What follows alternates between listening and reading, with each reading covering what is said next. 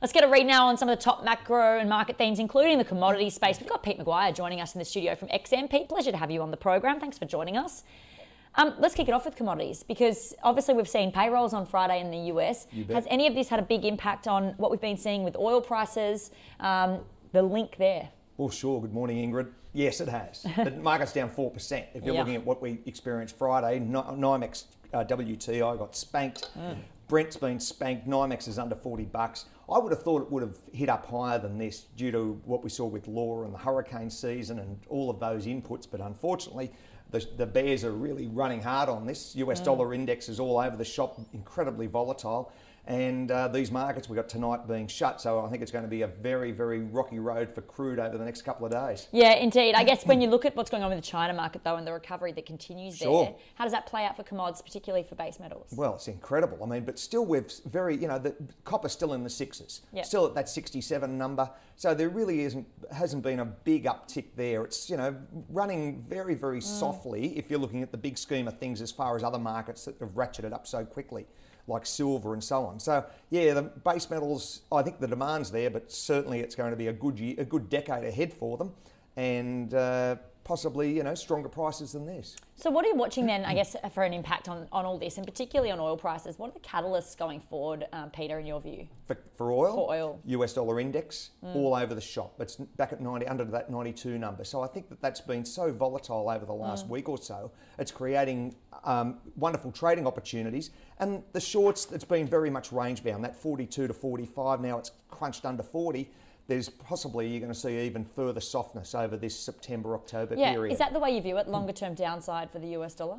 Oh yeah, definitely. I think it's got the potential by election day to be nearly in the 80 handles. Wow. Yeah. So, and there's the other side. If Biden's in or Trump's in, what's going to be the picture moving forward? We understand the position, and I think there's going to be further softness. If Biden gets in, it's not going to be a good sign for US equities and what impact it has naturally to the US dollar. So Trump's the man at the moment that's got I think more support from an investor standpoint. Do you think markets start pricing in a particular leader, I guess, coming close to the election? We know the polls have been wrong a million times. Sure. So how much does the market sort of try to predict this? Well, it's down to battleground states. So it's only around about 10 or 11 states that really are truly who are going to be the decision makers. The understanding as far as Florida, California and Texas and the others following suit. But the issue quite simply is it's so close to call. I'm looking at data and, Trump was behind, and then all of a sudden he's, within 3% of Biden, and it's a big catch-up phase. So he's really coming home hard with a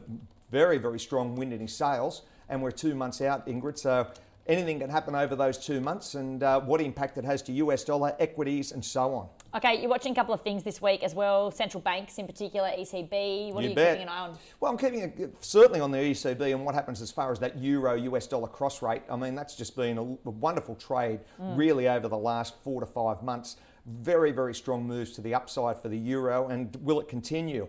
There could be a little bit of profit taking. Maybe it might get dumped a little bit over the next, say, week or so, but I think that the potential there is going to be very much stronger for longer up until Christmas. So FX trades have been extraordinary. I think the retail market's very much engaged in it, and it just seems to be the whole process as far as what markets are offering opportunity, and that seems to be one. Canada as well, a big focus. And how does this play out for commodities more broadly? Well, remember that Canada hasn't got the big vast of commodities that like Australia has, and so they're very much similar to what New Zealand is. They export, and but they don't have that iron ore and a number of other key markets.